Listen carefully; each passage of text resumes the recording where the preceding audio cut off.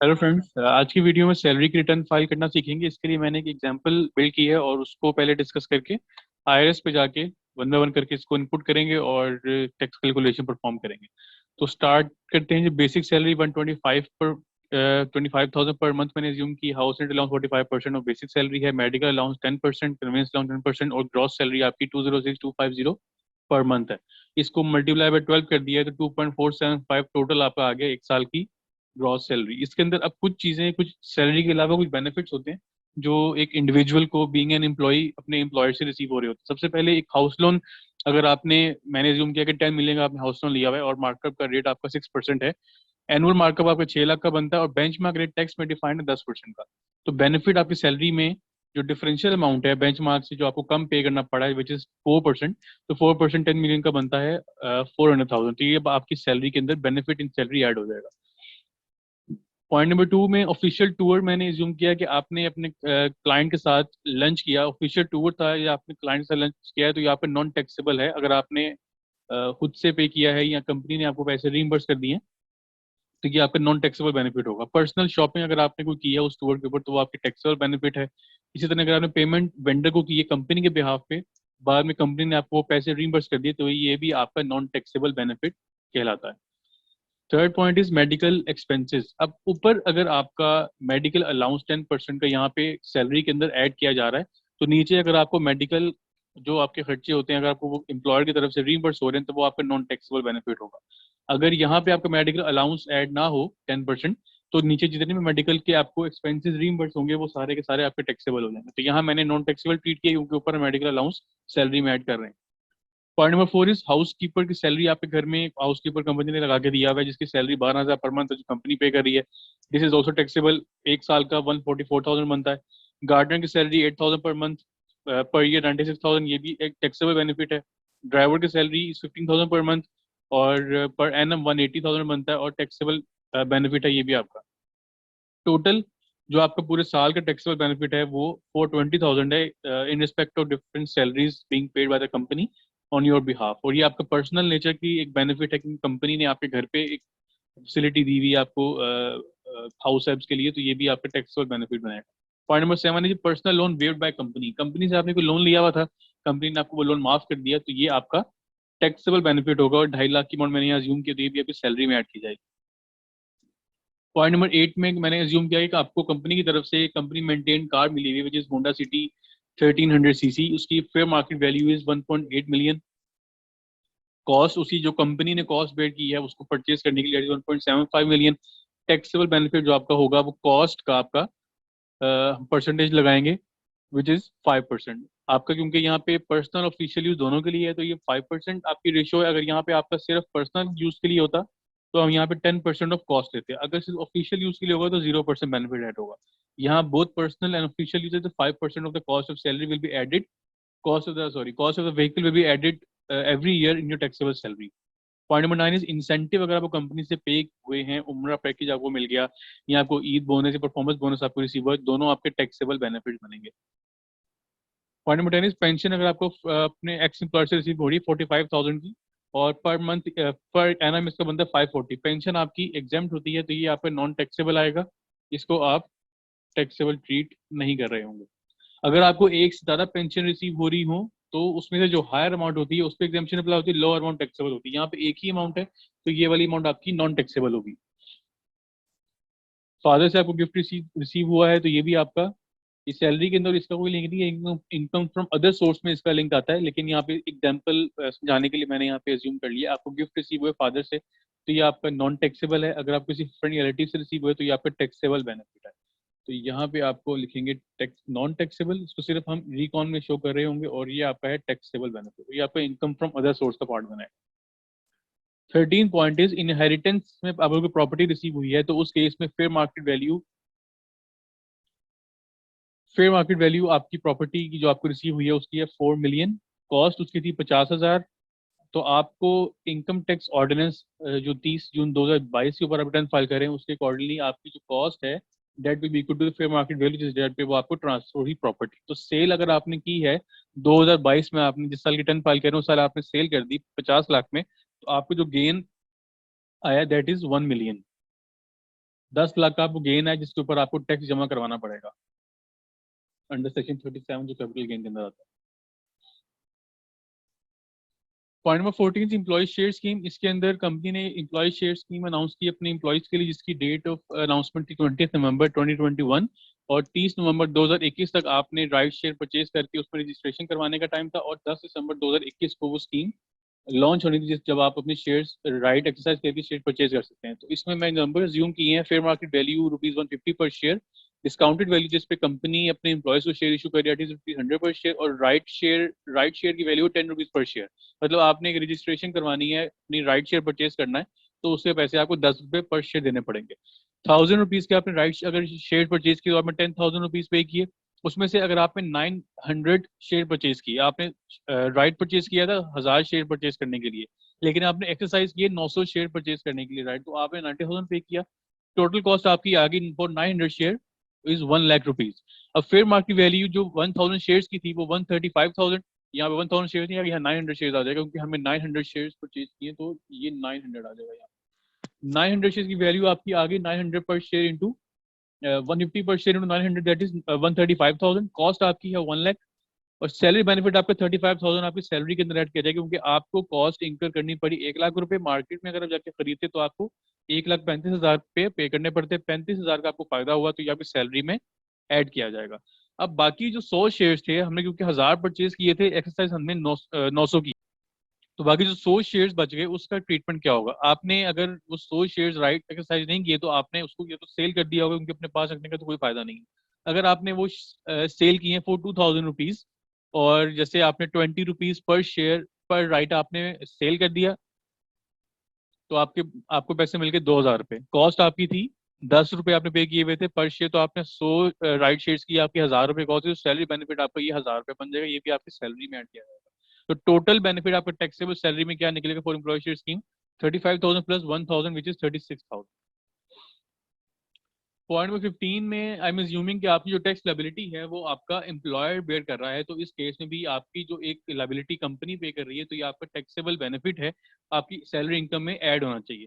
Total taxable salary आपकी यहाँ पे क्या निकलती है, जो सारे बेनिफिट्स मैंने आपको ऊपर बताए उन सबको मैंने अगर सम करूँ, तो जिसमें आपका टोटल ग्रॉस सैलरी है, हाउस लोन का बेनिफिट है, आपकी पर्सनल शॉपिंग का बेनिफिट है, उसके बाद आपकी हाउस कीपिंग गार्डनर ड्राइवर की सैलरी है, पर्सनल लोन वेव किया उसकी सैलरी का बेनिफिट है, कंपनी मेंटेन कार है, इंसेंटिव्स हैं, पेंशन है, और ये जो गिफ्ट वगैरह ये इनकम अदर सोर्स का पार्ट बन रहे होंगे, इस वजह से मैंने यहाँ पे इसको नहीं लिया। एम्प्लॉय शेयर स्कीम में अगर आप आ जाए तो 36,000 उसका ऐड हुआ।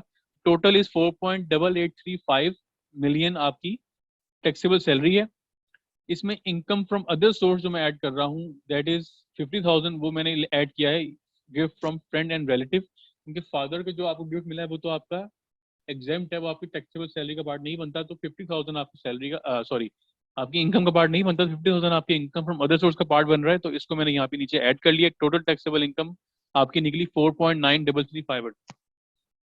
अब हम टैक्स कैलकुलेशन अगर परफॉर्म करें ये बेनिफिट निकालने के लिए कि हमारी टैक्स लायबिलिटी कंपनी पे कर रही है, तो इसमें कितना बेनिफिट हमारी सैलरी में ऐड होना चाहिए। तो tax salary without tax benefit is 4,88,500। Tax calculation के लिए हमने जो स्लैब इसमें 4.8 मिलियन आपकी टैक्सेबल सैलरी है, इसके मुताबिक आपकी स्लैब में अगर आप देखें तो आपका फिक्स टैक्स निकलता है 370,000, और वेरिएबल टैक्स आपका निकलता है कि आपने अपनी टैक्सेबल सैलरी को कंपेयर करना है 3.5 मिलियन से, जितनी अमाउंट एक्सेस होगी उसको 20% से आपने मल्टीप्लाई करना है, तो ये आपका वेरिएबल टैक्स निकल आएगा। Total taxability for salary without tax benefit is 646,700।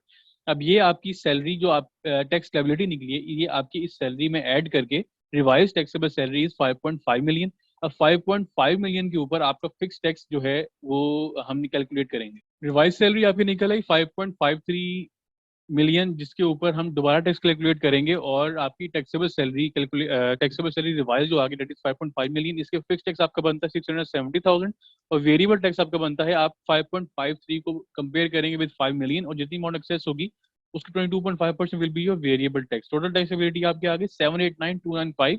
ये आपका बेनिफिट इस सैलरी के अंदर ऐड किया जाएगा, तो आपका taxable salary with tax benefit calculate हो जाएगी, और जो फाइनल टैक्सेबिलिटी जो कंपनी आपकी पे कर रही होगी that will be 670,000 fix tax होगा आपका, और वेरिएबल टैक्स आप कैलकुलेट कर रहे होंगे आपकी इस सैलरी को 5.6 मिलियन जो आपकी रिवाइज सैलरी निकली विद टैक्स बेनिफिट उसको कंपेयर करेंगे 5 मिलियन से, और 22.5% आपका टैक्स मल्टीपल है, जो परसेंटेज आपकी वेरिएबल टैक्स के लिए यूज हो रही है, तो आपकी जो कंपनी टैक्स पे कर रही होगी दैट विल बी 821,378.88। ये आपकी टोटल टैक्स स्टेबिलिटी निकले। Taxable salary with tax benefit आपकी आ गई 5,672,795। इसके अंदर इनकम फ्रॉम अदर सोर्स का आपका ऐड हो गया, टोटल टैक्सेबल सैलरी आपकी आ गई 5.7 मिलियन। अब वन बाय वन करके हम ये सारी जो कैलकुलेशन परफॉर्म की है इसको हम अपने आईआरएस पोर्टल पे रिटर्न में इनपुट करते हैं और टैक्स कैलकुलेशन परफॉर्म करते हैं कि कितना हमारा टैक्स कैलकुलेट हो रहा है। लॉगिन करेंगे और रिटर्न ड्राफ्ट्स में, क्योंकि मैंने ओपन की हुई है, तो ड्राफ्ट्स में जाके डिक्लेरेशन और इसको ओपन करेंगे, यहाँ से क्लासिक व्यू कर लेंगे यहाँ से, और ये सैलरी का फॉर्म ओपन हो गया। अब इसमें इनकम फ्रॉम सैलरी सबसे पहले आ रहा है, पे wages other remuneration including arrears of salary. इसमें हम डाल रहे होंगे अदर देन अलाउंसेज, जो आपकी सैलरी बनती है वो हम इसमें ऐड करेंगे। तो आपका एक बेसिक सैलरी अमाउंट आती है, इसके अंदर आप ऐड करेंगे जो पेंशन आपको रिसीव हुई है वो, और जो आपको बोनस रिसीव हुई है, तीन चीज़ें आपकी इसके अंदर ऐड की जाएंगी। तो इसको हम अमाउंट कॉपी करेंगे यहाँ से और यहाँ पे जाके इसको पेस्ट कर दिया। कैलकुलेट का बटन प्रेस किया तो ये इसने फार्मूला रन कर दिया। अगला आ रहा है अलाउंसेज, जितने भी अलाउंसेज उनका टोटल हम कर लेंगे। ये आपके अलाउंसेज आ रहे हैं, medical house rent allowance, medical allowance, convince allowance. इसके अंदर नीचे जाके देख लेते कोई और अलाउंस अगर आ रहा है तो वो भी हम ऐड कर लेंगे इसके अंदर, और कोई भी अलाउंस नहीं है तो इसको टोटल आपके अलाउंसेस हैं दैट इज 975। इसको कॉपी करेंगे और यहाँ जाके हम इसको पेस्ट कर देंगे। कैलकुलेट का बटन प्रेस करेंगे। नेक्स्ट आता है एक्सपेंडिचर रीइंबर्स, जो खर्चे आपको रीइंबर्स किए गए हैं वो आपकी जो टैक्सेबल सैलरी का पार्ट बनेंगे वो आप यहाँ एंटर कर रहे होंगे। अब हमें यहाँ पे टोटल खर्चे जो रीइंबर्स हुए हैं वो 60,000 ये हुआ है, 25,000 यहाँ पे हुआ है, और payment to vendor on behalf of company वो यहाँ पे हमें ये रिसीव हुआ है। अब इसके अंदर सिर्फ ये टैक्सेबल बेनिफिट है जो हमारा यहाँ पे ऐड होगा 25,000 का। इसके अलावा कोई और खर्चे हैं तो वो हम देख लेते हैं। ये हमारा टैक्सेबल बेनिफिट नहीं है, रीइंबर्समेंट सारा नॉन टैक्सेबल है। और जो टैक्सेबल टोटल हमें रिसीव हुआ 325 जो हमें रीइंबर्स हुआ, उसमें से 3 लाख हमारा एग्जाम्प्ट है, तो 25,000 हमारा नॉन टैक्सेबल है। हम ये काम करेंगे 325 को कॉपी करेंगे और 3 लाख उसमें से जो नॉन टैक्सेबल है, जो एग्जाम्प्ट है, उसको हम साथ वाले कॉलम में यहाँ पे डाल कैलकुलेट का बटन प्रेस करेंगे और ये हमारी सैलरी कैलकुलेट होगी। Value of perquisites including transport monetization वगैरह, इस तरह की कोई वैल्यू, जैसे अब यहाँ पे परक्यूजर्स वगैरह आपको जो मिल रहे हैं वो आप यहाँ पे ऐड कर रहे होंगे। जैसे 420,000 की आपकी सैलरीज आपके घर पे जो लोग काम कर रहे हैं, सर्वेंट्स वगैरह दी कंपनी ने, तब वो उसकी सैलरी आ रही है टोटल पूरे साल की। 2.5 लाख का आपका लोन वेव हुआ, उसके बाद आपकी कंपनी मेंटेन कार है, उसका बेनिफिट आपका 1 साल का पूरा इसमें ऐड होगा। इंसेंटिव आपको 4 लाख के, 2.5 लाख जो बोनस है वो हम सैलरी में ऐड कर चुके हैं, तो 4 लाख के इंसेंटिव इसके अंदर ऐड होंगे। पेंशन आपकी एग्जेम्प्ट होती है, तो इसके अलावा आपका एक एम्प्लॉय शेयर स्कीम का टैक्स बेनिफिट, सैलरी बेनिफिट आ रहा है 35,000 का, और प्लस 1,000 इसमें किया जाएगा तो 36,000 का आ जाएगा। इसके अंदर मैं एक और चीज ऐड कर लूंगा, 72 के बाद D91 है। D91 में आपका आ रहा है टैक्स बेनिफिट, और इसके अलावा 1,000 में एक और ऐड करूंगा जो यहाँ पे मिस हुआ है, जो कि ये वाला बेनिफिट है, ये भी इसमें ऐड होगा। इसको कॉपी करेंगे, यहाँ से टोटल जो आपके बेनिफिट्स आ गए उसको यहाँ पे मैं एंटर कर दूंगा। ठीक है, तो ये आपका टोटल सैलरी की कैलकुलेशन आ गई। इसके बाद आपने क्या करना है, आपने जाना है अपने इनकम फ्रॉम अदर सोर्स में, क्योंकि वहाँ पे हमारे पास एक डिडक्शन जो हमें गिफ्ट रिसीव हुआ है फ्रॉम आवर रिलेटिव, वो उसमें हम ऐड करेंगे। तो उसमें रिसीट्स फ्रॉम अदर सोर्सेज में yield profit on other receipts annuity, अब अदर रिसीट्स में जाके यहाँ पे आप मॉनिटर करेंगे विच इज 50,000 जो आपकी इनकम फ्रॉम अदर सोर्स का पार्ट बन रही होगी, गिफ्ट फ्रॉम रिलेटिव। इसके बाद हम लोग जाएंगे अपने टैक्स चार्जेबल पेमेंट्स में और कंप्यूटेशन में जाएंगे। कंप्यूटेशन में जाके देखें टोटल टैक्स आपका यहाँ निकाल रहा है 5.6 मिलियन आपकी टोटल टैक्सेबल इनकम है, 50,000 इनकम फ्रॉम अदर सोर्स है। इसके ऊपर टोटल इनकम आपकी आ गई 5.722, और यहाँ टैक्सेबल इनकम आ गई, टैक्स चार्जेबल और नॉर्मल टैक्स। अब ये टैक्स चार्जेबल निकालने का तरीका जो है वो हम देखते हैं कि उसने ये टैक्स चार्जेबल कैसे निकाला। 5.722795, इसको हम यहाँ पे कैलकुलेशन में एंटर करते हैं। ये आ रहा 7, यही उसकी इनकम निकाली, टोटल टैक्सेबल सैलरी। अब इसके ऊपर उसने टैक्स कैसे कैलकुलेट किया, हमने अभी जो ये टैक्स निकाला था ये वाला, इसमें 50,000 हमने ऐड नहीं किया था क्योंकि हमने सिर्फ सैलरी के ऊपर इम्पैक्ट निकाल रहे थे। टोटल टैक्सेबिलिटी हमने अभी परफॉर्म करनी है। तो फिक्स टैक्स और वेरिएबल टैक्स, दो टैक्सेस हैं जो कि आप इम्पैक्ट लेके जा रहे होंगे अपनी रिटर्न में कैलकुलेशन परफॉर्म करने के लिए। तो फिक्स टैक्स आपका निकलता है 6,70,000 के, आप इसी से इसको लिंक लगा देंगे। अब वेरिएबल टैक्स के लिए 22.5% को आप कंपेयर कर रहे होंगे विद 5.7 मिलियन माइनस 5 मिलियन। इन दोनों को अगर आप ऐड कर लेंगे तो आपकी टोटल टैक्स लायबिलिटी निकल आएगी।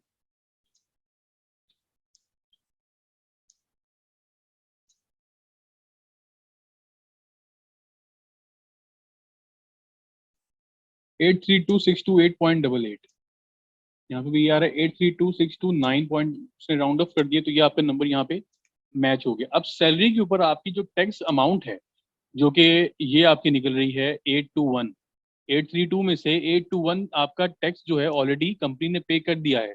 तो आप यहाँ पे दोबारा तो पे नहीं करेंगे, तो आप उसके लिए क्या करेंगे, एडजस्टेबल टैक्स की टैब में जाएंगे, salary of employee under section 149 में आप जहाँ टैक्स की अमाउंट जो आपकी वहाँ पे कंपनी ने पे कर दी है वो आप यहाँ एंटर करेंगे, कैलकुलेट का बटन प्रेस करेंगे, वापस कैलकुलेशन में आएंगे, तो ये आपको यहाँ पे उसका क्रेडिट मिल गया। ठीक है, बाकी remaining amount 11250 will be paid as admitted tax with income tax return, क्योंकि ये टैक्स आपका 50,000 की जो अमाउंट है उस पर अप्लाई हो रहा है, ये आपको रिटर्न के साथ जमा करवाना पड़ेगा। अब अगली बात आती है कि एडमिटेड टैक्स, डिमांडेड टैक्स और रिफंडेबल इनकम टैक्स में क्या फर्क है।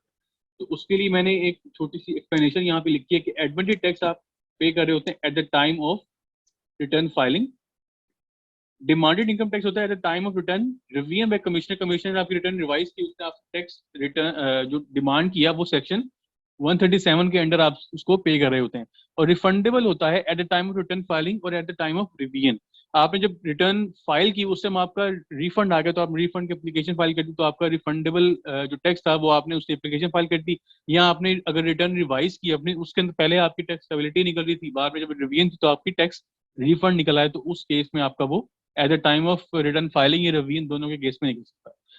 तो ये टोटल हमने डिस्कशन किया आज basic salary, total salary calculation पे और टैक्स कैलकुलेशन, उसके बाद इनकम फ्रॉम अदर सोर्स में डिफरेंट सिनेरियो परफॉर्म करते हुए हमने आईआरएस के ऊपर सैलरी रिटर्न कंप्लीट किया। So that's all for the video. Thank you for watching.